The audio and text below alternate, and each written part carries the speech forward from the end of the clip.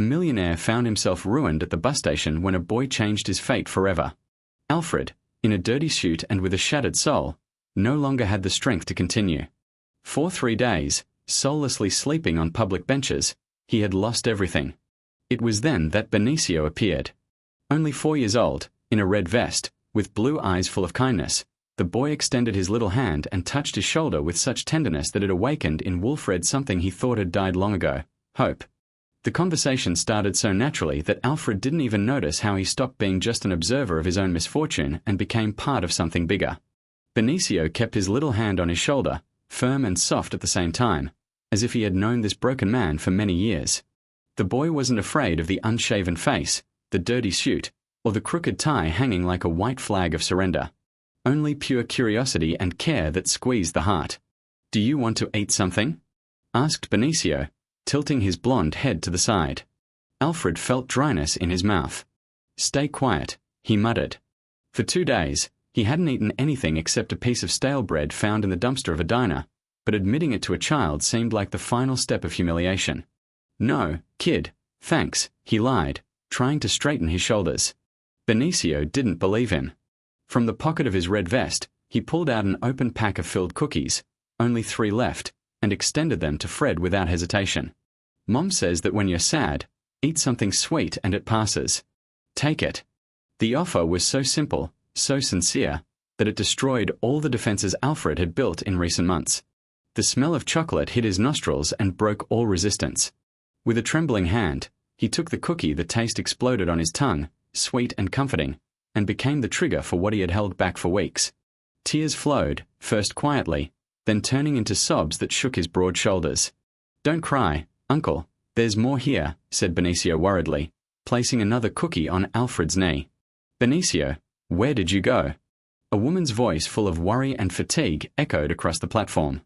Alfred frantically wiped his face with the jacket sleeve, trying to compose himself.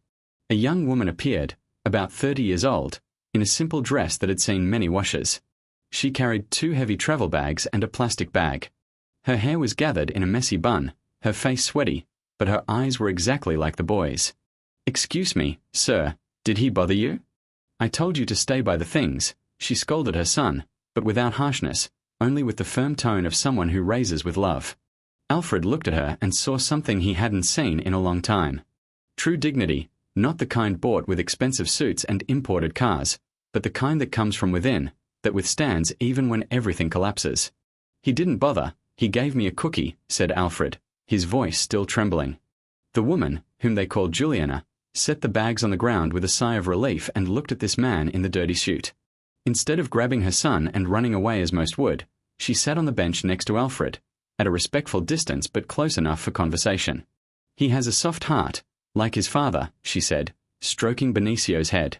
"Are you waiting for someone?" The question was simple but carried danger. If he told the truth, that there was no one, that he was a homeless man dressed as a businessman, what then? But lying to this child and this woman seemed a crime worse than bankruptcy. "No, I'm not waiting for anyone, and I have nowhere to go," he confessed, releasing the air from his lungs as if admitting a murder. Juliana only nodded, without judgment. "Life sometimes hits hard, yes. We are in a tough situation too. Benicio's father works far away, trying to save money. We are going to him in the countryside, 6 hours away, and the money for the ticket was tight." She told it simply, without self-pity, just stating the facts. Alfred felt his heart tighten. This family was struggling, carrying their whole life in 2 bags, and yet there was room for compassion. "I'm very sorry," he whispered. "No need to pity, we always manage somehow," Juliana smiled, tired but with hope. "Do you want water? There's a bottle in the bag." Alfred wanted to refuse, but the thirst was such that his tongue stuck to his palate. He nodded. She poured water into a crumpled plastic cup. He drank as if it were nectar, feeling each sip go down and bring relief. Benicio, silently watching everything, suddenly pulled something from Mom's bag. It was a red plastic fire truck, but missing one rear wheel. "Uncle, do you know how to fix it?" he asked, extending the toy to Alfred. Alfred looked at the truck. 20 years ago, before becoming the general director of the Alvarado Construction Company, he was a mechanic, starting with fixing bicycles in his father's garage, then motorcycles, cars, until he studied engineering and built his empire. His hands, now trembling, were once strong and stained with honest grease. He took the toy. The wheel had fallen off because the axle bent and the fastener broke. He rummaged in his pockets and found a rusty clip and a broken pen. His mind, numbed by despair, began to work. "Let me see, champion," he said, and his voice gained firmness. With the pen tip, he put it back in place, bent the clip, turning it into a small improvised fastener, carefully assembled everything, checked. The wheel spun perfectly. He returned the truck to Benicio. Ready, like new. The boy grabbed the toy and rolled it on the bench with vroom vroom sounds, laughing. "Uncle is a magician." Juliana smiled. "Impressive. You really have golden hands. I was going to throw it away." Alfred looked at his hands. They were still good for something. He wasn't just a renewed bank account. At that moment, right in front of them, a bus stopped. A tall man in a faded blue uniform got out and began checking the tires. His face marked by the sun and worries, but kindness shone in his eyes. "Dad!" shouted Benicio, jumping from the bench. The man turned and smiled, opening his arms. Benicio ran to him, followed by Juliana. "Thank God," she said, hugging her husband. "I thought you wouldn't make it to meet us." Sergio kissed his wife and lifted his son in his arms, then noticed Alfred still sitting on the bench, watching the family reunion. "And who is this?" he asked, setting Benicio down. Juliana took a deep breath. "This is Fred. He has a difficult situation, nowhere to go. And he fixed my truck, Dad, and cried once. Can we help him?" interrupted the boy, holding his father's hand. Sergio looked carefully at Fred, saw the expensive but dirty suit, the gaunt face, the posture of a man carrying a huge load. In his eyes, natural distrust, but also recognition. "What do you work in?" he asked directly. Alfred stood up, trying to straighten a bit. "I had a construction company. Lost everything, now I'm nobody." "Construction company?" Sergio's eyes sparkled. "Do you really understand construction?" "I understand, or understood. It's been a long time since I worked with my hands." Sergio exchanged a look with Juliana. Something hung in the air, a possibility none dared to pronounce yet. "Listen, Alfred," said Sergio, calling him by name for the first time. "I won't lie, we barely have money for tickets, but if you want to come with us, you can. Where we live, there's a problem you might be able to help with." "What problem?" asked Alfred, feeling a sting of hope. Benicio couldn't hold back. "On our street, there's a lot nobody uses, full of trash and weeds. Everyone wants to build little houses there, but no one knows how. The owner is mean and doesn't allow it. You know how to build," he explained enthusiastically. Sergio confirmed with a nod. "True, the lot has been abandoned for many years. The owner shows up only to complain but does nothing himself. If we found someone who knows about this." Alfred felt his heart beat faster. It was a tiny, almost impossible chance, but still a chance. "I can try talking to that owner. I have nothing to lose." "Are you sure?" asked Juliana.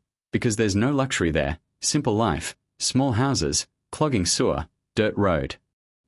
For the last 3 days, I slept on a bus station bench. What is luxury compared to that?" responded Fred sincerely. Sergio smiled for the first time. "Then let's go, but I warn you. If it doesn't work, if you can't help, you'll have to manage on your own. We can't support anyone."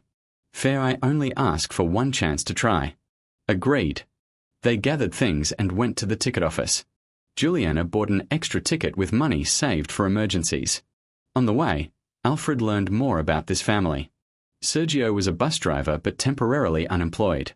Juliana cleaned houses when she found jobs. Benicio went to a state school far from home. Everyone had simple wishes. Own home, stability, better future for the boy. When they arrived at the small town, Alfred saw a world unlike the one he knew. Dirt roads, simple houses, hard-working people fighting for survival. Sergio led them to the street where they lived, a row of small houses wall to wall, each with its own struggle. "Here," Benicio pointed to a lot fenced with rusty barbed wire. "This is our dream, which isn't yet." Alfred stopped in front of that space, saw piles of trash, tall weeds, remnants of abandoned furniture, but his engineering mind saw further. He saw potential, saw simple but decent houses, saw families finding their own home. His heart beat faster. "This is bigger than I imagined," he noted. The owner lives in the neighboring town, explained Sergio, shows up only to complain, says if anyone wants to do something, buy at a price no one on the street can afford. I need to talk to him today if possible. Do you have his contact? Sergio hesitated. Yes, but he doesn't like talks, is a tough guy. Then let's try. Sergio took out his phone from his pocket and dialed the number, put it on speaker.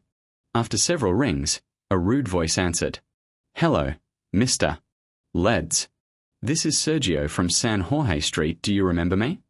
I remember, the one who always delays rent, the voice replied without any courtesy. Sergio swallowed pride.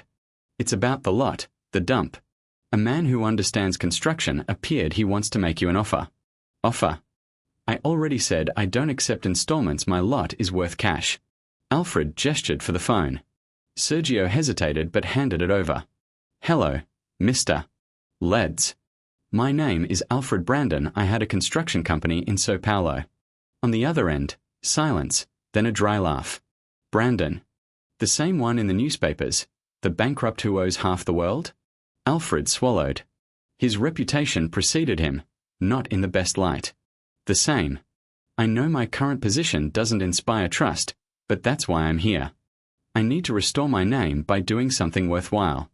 And what do you need from my lot? I want to do a small housing project, decent homes for simple people, for families on this street. You contribute the lot, I take care of all the technical part, paperwork, project, construction. You don't spend a penny. Silence again. Alfred heard the man thinking on the other end. Why would I trust my lot to a bankrupt? Because I have no right to make mistakes, responded Fred, surprising himself with the firmness. If I do a bad job, I'll never have another chance. And if I do it well, you profit from a lot that today only brings headache. Leeds grumbled something unintelligible.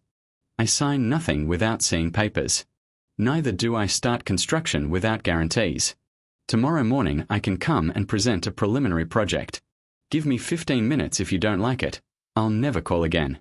Sergio widened his eyes and whispered, Can you make a project by tomorrow? Alfred nodded, feeling energy he hadn't felt in months. I can, even if I don't sleep all night. Okay, Leeds finally said. Tomorrow at 9, my office, Manto Verde Avenue, House 120. If you're late, don't even enter. I'll be there. And Brandon, if I smell scam, you'll never step on my land again. You won't regret it, assured Fred. The call ended. He returned the phone to Sergio, feeling his hands tremble, but from anticipation, not fear. Benicio let out a contained scream. He agreed. See, Dad, I told you everything would work out. Juliana was still in shock. Do you realize what you just did? You promised a project in one night. I promised and I'll deliver.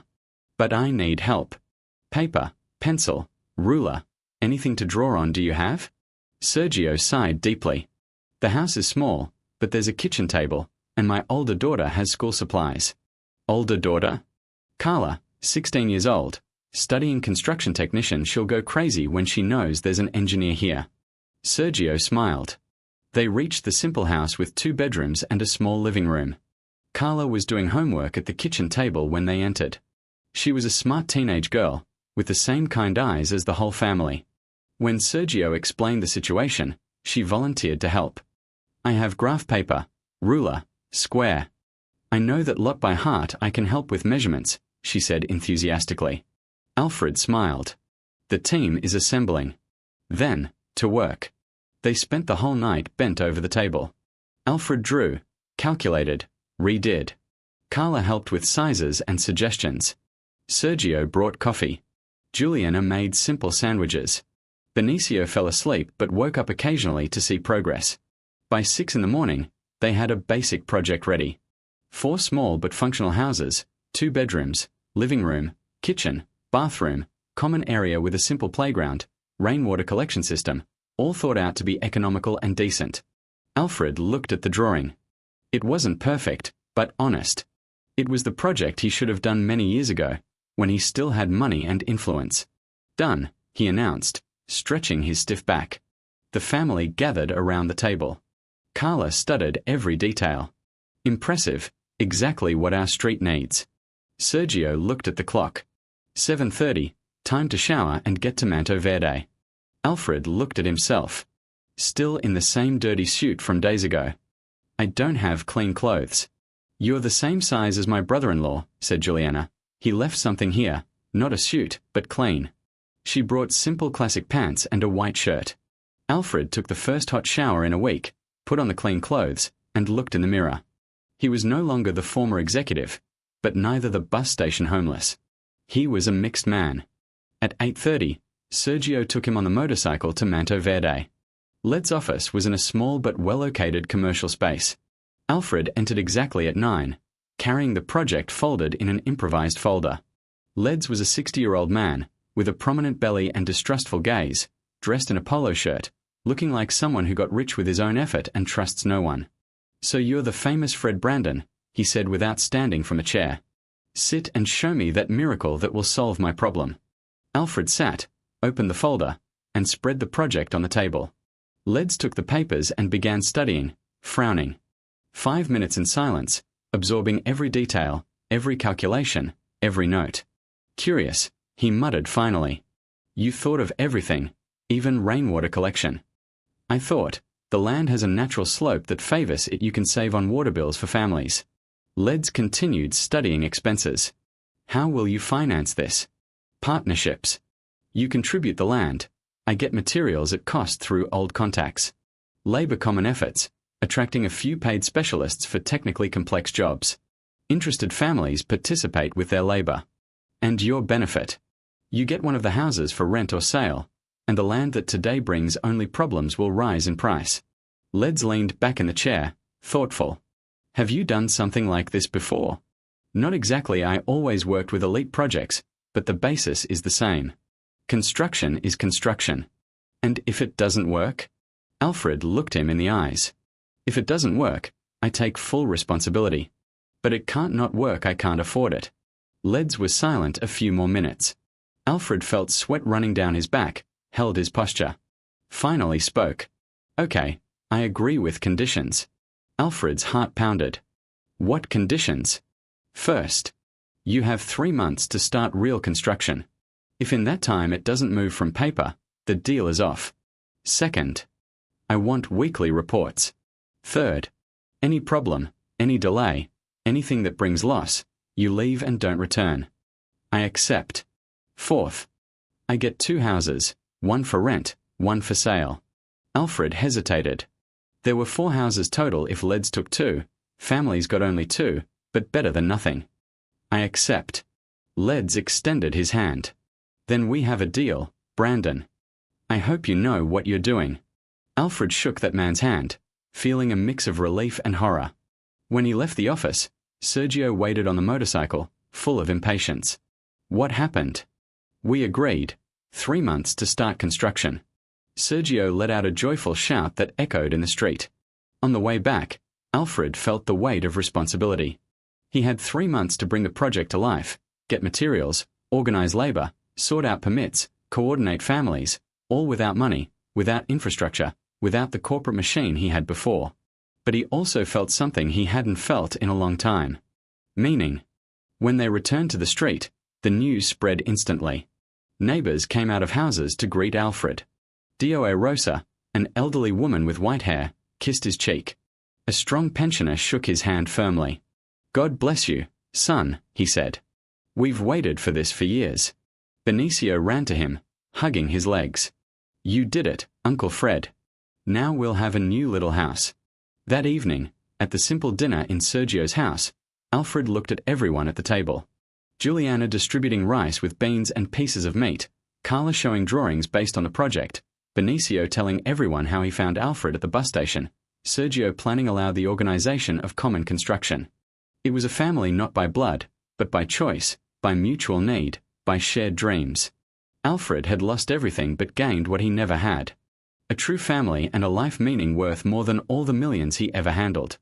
As he prepared to sleep on the sofa that Juliana had carefully made, Benicio appeared in the living room, already in pajamas, climbing onto the sofa next to him. Uncle Fred, said the boy, thanks for not leaving. Thanks for not letting me give up, responded Fred, hugging the boy. Tomorrow we start working for real. Tomorrow we start building the future, said Fred, feeling that for the first time in months, he was speaking pure truth. And I promise you one thing, Benicio. No matter what happens, no matter how many difficulties arise, I won't stop until I see you and your family living in a house that is truly yours. That promise echoed in Fred's head all night, letting him sleep only a few hours. He got up before dawn, carefully folded the blanket, and went to the living room window. The street was still quiet, but in the distance, he could see the lot, a dark spot that soon should turn into the main challenge of his life. Sergio appeared in the kitchen, rubbing his eyes. Couldn't sleep? He asked, pouring coffee into 2 old but clean cups. No, the head doesn't stop, responded Fred, accepting the hot drink. I need to make a list of what we'll need. Materials and tools, skilled labor, and figure out how to get it all without a cent in the pocket. Juliana entered the kitchen, already dressed for work. Good morning. You two got up early today. We are planning the future, said Sergio, hugging his wife by the waist. Alfred is organizing the house construction. Juliana's eyes shone. Is it serious? Will it really happen? It will, assured Fred with more confidence than he actually felt. But it will be hard, very hard. Benicio at the kitchen door, still in pajamas, holding the little fire truck. Good morning, Uncle Fred. Do we start building today? Today we start planning. Champion Real Construction will take a bit longer. The boy approached and climbed onto the chair next to Fred. Can I help plan? Of course. You're my most important partner. Carla came down the stairs in her technical uniform. Good morning, folks. Dad, can I not go today? I want to help with planning. Sergio hesitated. Daughter, study is important. This is also study, Dad. It's engineering in practice. Plus I can use this project as my diploma work. Alfred looked at the girl with new interest. Carla is right if she wants to participate. She'll learn here more than in any classroom, and we need someone who understands technical drawing. Sergio nodded.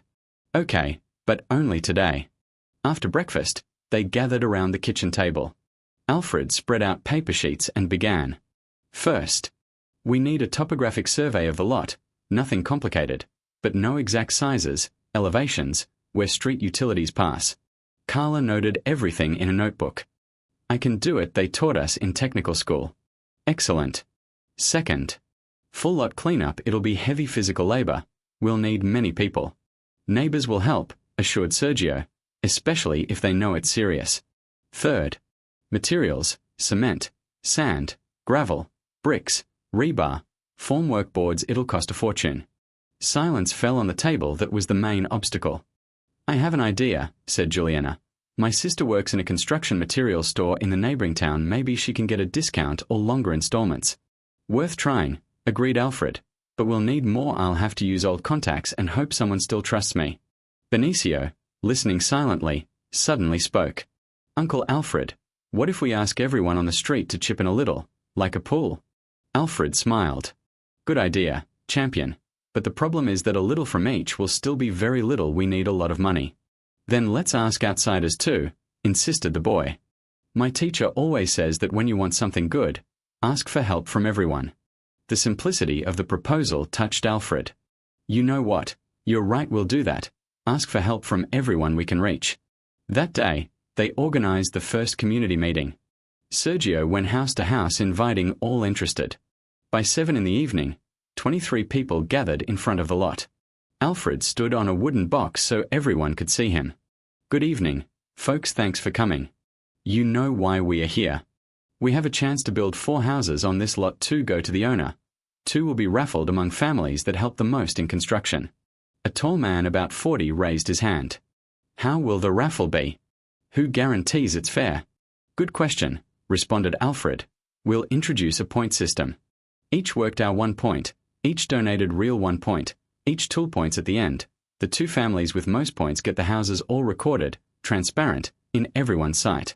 An elderly woman with grey hair spoke. And if nothing works, if construction stops halfway? You're right to ask, said Alfred looking directly at her.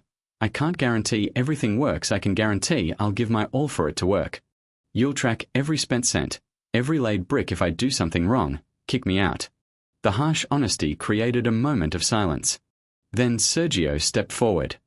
I trust him. He could have left after talking to me. He stayed, lives in my house, eats our food. If he wanted to deceive, he would have already. Doa Rosa, the elderly neighbor, raised a trembling hand. I'll help. I can't carry heavy, but I can cook for those who work. One after another, neighbors joined. At the end of the meeting, 17 families committed to the project. The next Saturday, the first clean-up mutiro began. Alfred woke at 5, nervous like a schoolboy on the first day. When he arrived at the lot at 6, 10 people waited with hose, shovels, trash bags. Benicio was there with a little hat on his head and garden gloves huge for his hands. "Good morning, boss," shouted the boy. "Good morning, folks," said Fred, moved by the scene. "Let's start by dividing the lot into sectors, each group responsible for their zone. Today's goal: remove all trash and level the ground." Work started. Alfred took a hoe and joined the nearest group. He didn't just lead, he worked side by side with everyone. His hands, used to holding only pens and phones, soon blistered. Sweat ran down his face, back ached, but he didn't stop. Carla measured the lot with tape measure, noting everything in her notebook with what she learned in technical school. Sergio organized debris removal with borrowed wheelbarrows. Juliana and other women selected what could be reused. Benicio was officially in charge of water, running back and forth with plastic cups. By mid-morning, more people arrived. Neighbors not signed up at the meeting came to help. One woman brought sandwiches. One man came with a pickup to haul trash. "It's like a party here," noted Mr. Miguel, pensioner working with Young Energy. "It's because we are building something together," responded Alfred, stopping to wipe sweat. "I haven't seen the street this united in a long time." At noon, they broke for lunch. Doa Rosa and other women prepared a common stew. Everyone sitting on wooden boxes, chatting, laughing, discussing next steps. "My brother-in-law is a mason," said a 20-year-old young man. "He says he can help weekends for free." "Excellent. Note his name on Carla's list," responded Fred. "We need all possible skilled help." A middle-aged woman approached. "I work in a paint store. I can get a good discount when it comes to painting." "Perfect. Let's note all contacts." By day's end, the lot was unrecognizable. All trash removed, grass mowed, ground leveled, and cleared. People dispersed, tired but happy. Fred stayed alone a few minutes, looking at the empty space that soon should fill with materialized dreams. "What are you thinking about?" Benicio's voice pulled him from thoughts. The boy had returned, still with the hat. "I think today was a very important day, champion." "Why?" "Because today we proved we can work together, and when people really work together, they can do anything." Benicio nodded. "Exactly. Mom always says alone you go faster, together you go farther." "Your mom is very wise." On Monday, Fred took the bus to the capital. He had a list of former suppliers and needed to try for materials on credit. First stop: Alvarado Cement Company, which always supplied his projects. The owner, Roberto Mendez, was an old acquaintance from golf and barbecue times. The secretary tried not to let him in, saying the boss was busy. "Tell him it's Fred Brandon, he'll want to see me." 5 minutes later, he was in the luxurious office facing Roberto. The man was uncomfortable. "Fred, what a surprise, I heard you had difficulties." "I did and still do," responded Fred directly. "I come with a business proposal." Roberto leaned back in the leather chair. "What proposal?" Fred explained the whole project, showed photos of the cleaned lot, told about involved families. Roberto listened silently, with impassive face. "Nice project, Fred, but what guarantees I have your pay? Guarantee of my word and the chance to be part of something that really changes lives. Words don't pay supplier bills, Fred, you know that." Fred pulled from his pocket a photo printed on plain paper. It was Benicio dirt smeared, smiling in the middle of the cleaned lot. "This boy saved me from throwing it all away, Roberto. He offered me his last cookie when I was at the bottom. Now I promised him to build a house. Will you help me keep that promise?" Roberto looked at the photo for a long time, sighed. "How much do you need?" 200 bags of cement to start, payment in 90 days. "Are you crazy? 200 bags are almost 10,000 reais." "I know, but that's what I need for foundations." Roberto thought a few minutes, finally. "Okay, with 2 conditions. First, if you delay 1 day, I stop everything and sue. Second, send me construction photos every week. I want to follow progress. Agreed. They shook hands. It was the first step. Second stop. Rebar sales base. The owner, Ju Silva, was more straightforward. Alfred, you owe me 15,000 reais from Alvarado Constructions. Why would I give you more materials? Because now it's different. Ju, not for profit, it's to help families who never had anything. Nice speech, but it doesn't pay bills.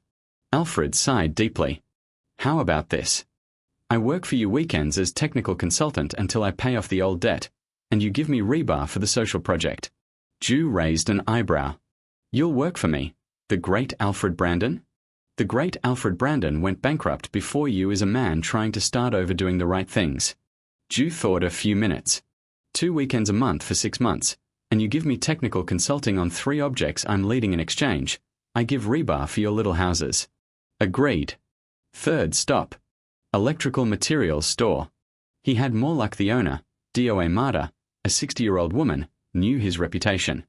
I always knew you were honest, even when everyone spoke ill. If it's to help the needy, I'm in. Wires, switches, everything you need, payment when you can. By day's end, Alfred returned with agreements for most basic materials, not free but feasible. When he arrived at San Jorge Street, a surprise awaited. Carla organized a campaign at the technical school. Students collected 800 reais. It's little, symbolic, said the girl handing the money. Enough to buy some missing tools. Alfred was touched. It's a lot, Carla, much more than you think.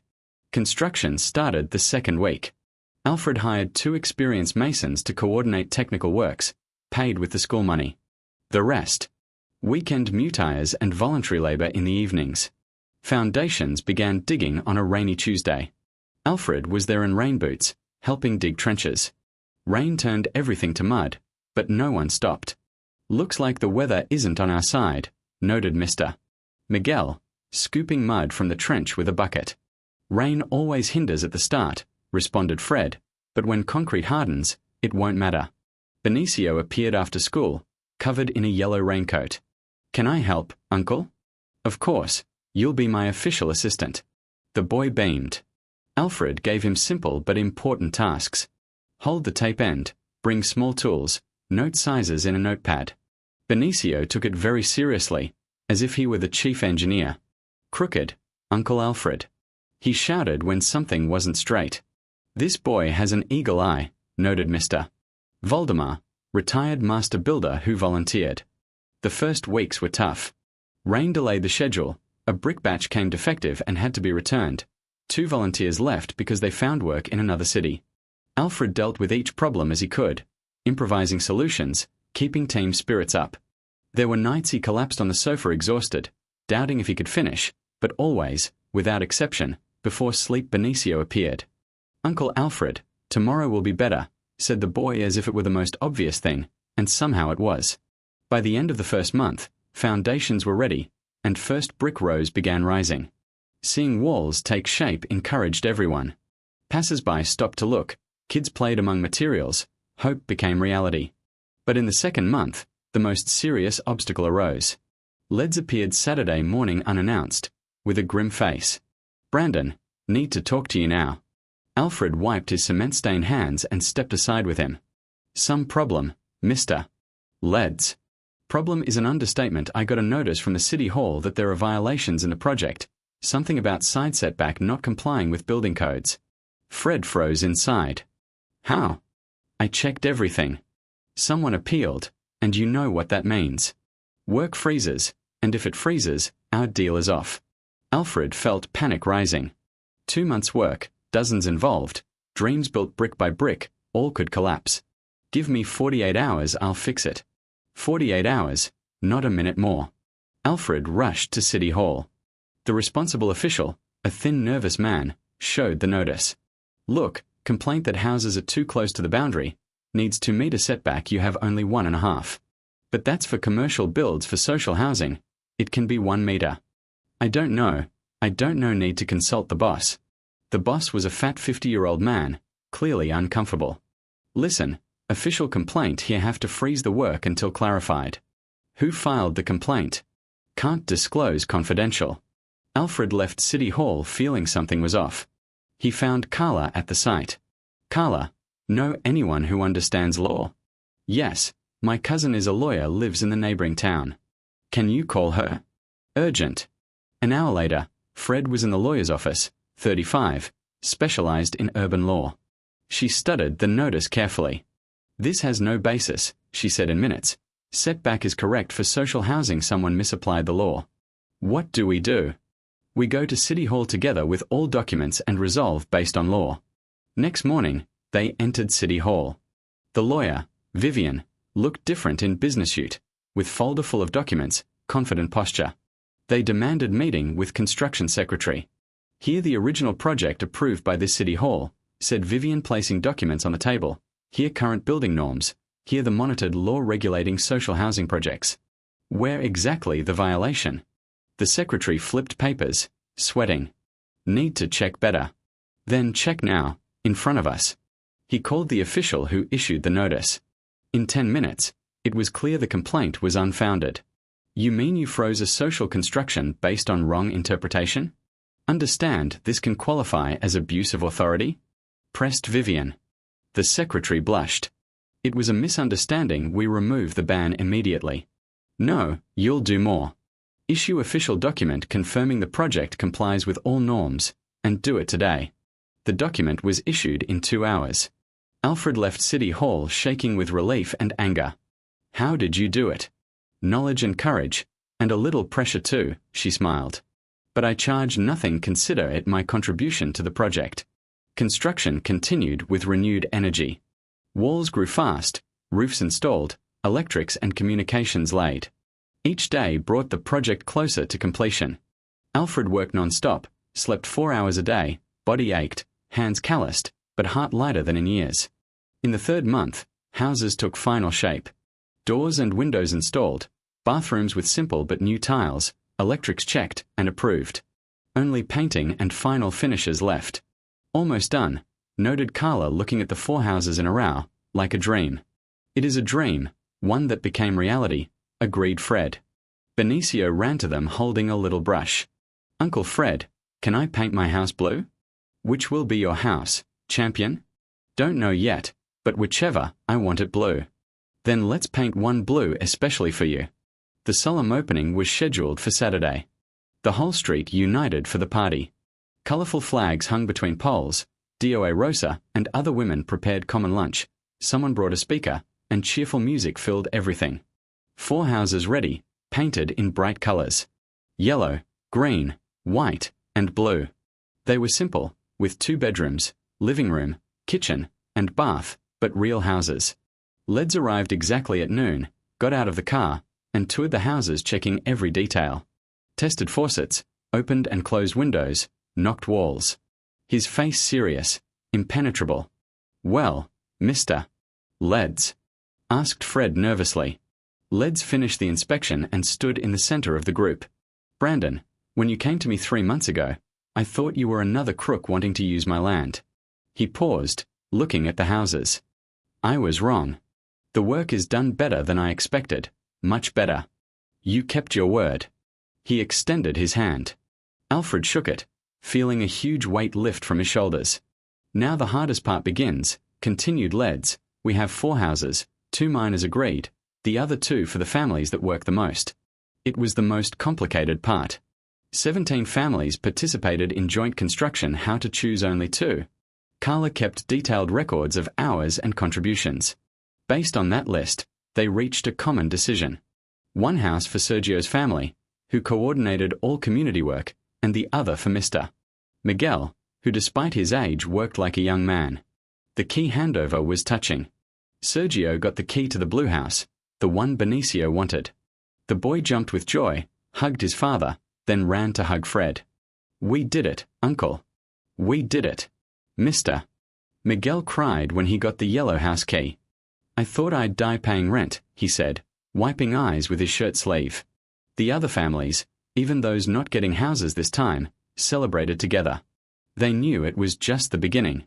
Mr. Fred, said DOA Rosa approaching, when will the next one be? Next. Fred was surprised. The next houses we saw at works, now we want more. Fred looked around, saw faces full of hope. We'll see, Doa Rosa, we'll see.